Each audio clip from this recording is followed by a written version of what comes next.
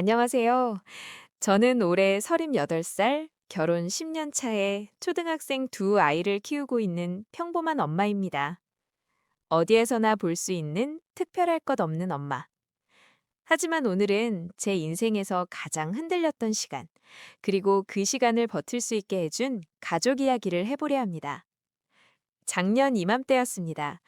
저는 작은 회사에서 격리 일을 하고 있었어요. 아이들 등교를 시키고 출근해 오후 5시면 퇴근하는 일정이었습니다. 워킹맘에게는 쉽지 않은 조건이라 늘 감사한 마음으로 다녔죠. 월급은 넉넉하지 않았지만 남편 수입에 조금 보태면 생활은 가능했고, 무엇보다 아이들 학교 시간에 맞춰 집에 올 수 있다는 점이 가장 좋았습니다.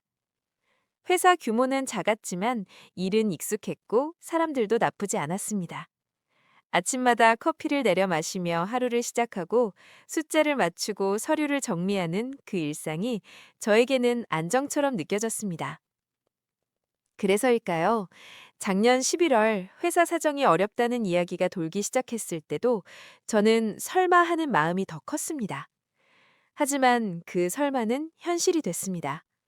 매출이 급격히 줄었고 결국 구조조정이 시작됐습니다.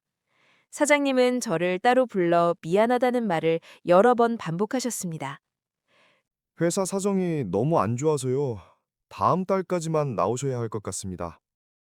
퇴직금과 마지막 월급을 받고 회사 문을 나서는 순간 발밑이 허공으로 느껴졌습니다.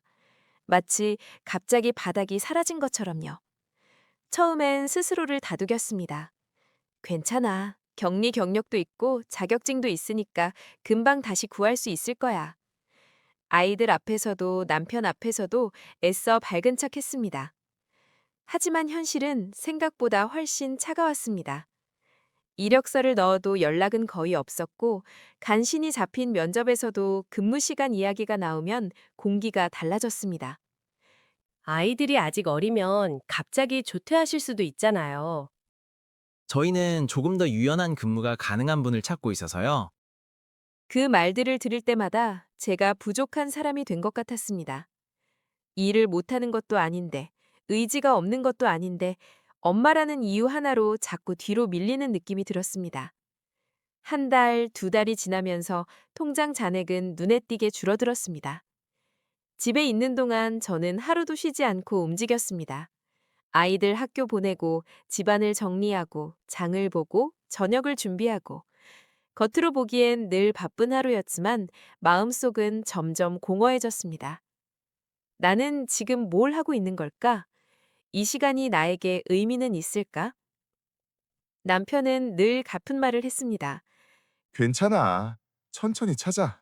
그 말이 고마우면서도 이상하게 더 미안해졌습니다. 어느 순간부터 저는 스스로를 가족에게 짐을 얹고 있는 사람처럼 느끼고 있었습니다. 새 학기가 시작되자 학원비와 교재비가 한꺼번에 나갔습니다.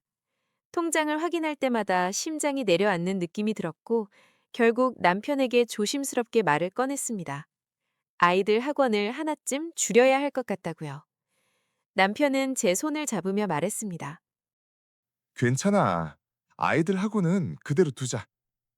저는 고맙다는 말 대신 고개만 끄덕였습니다.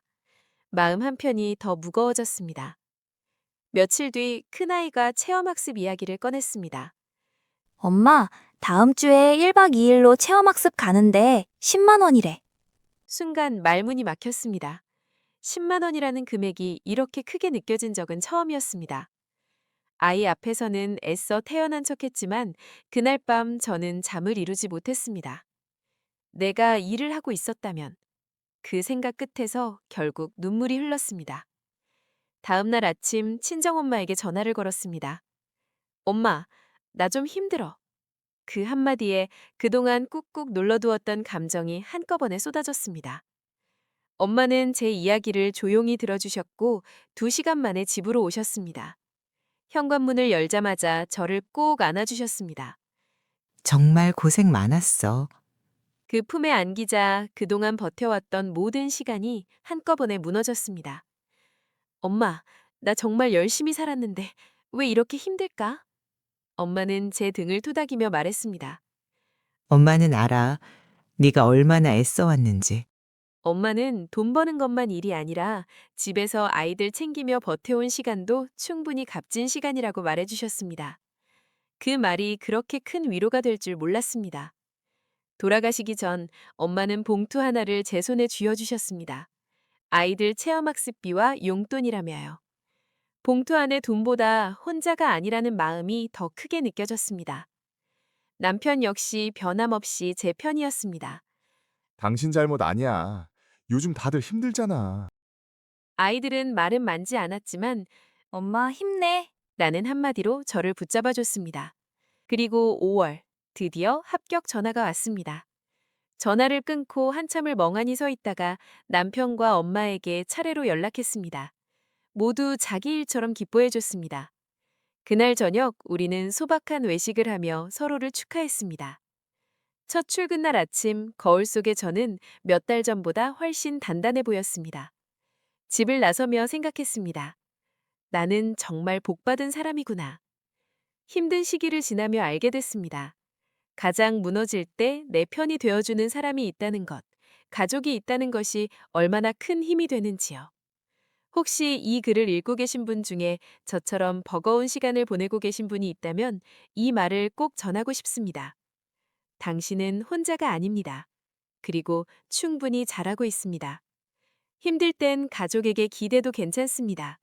그 마음 하나로 우리는 다시 일어설 수 있으니까요.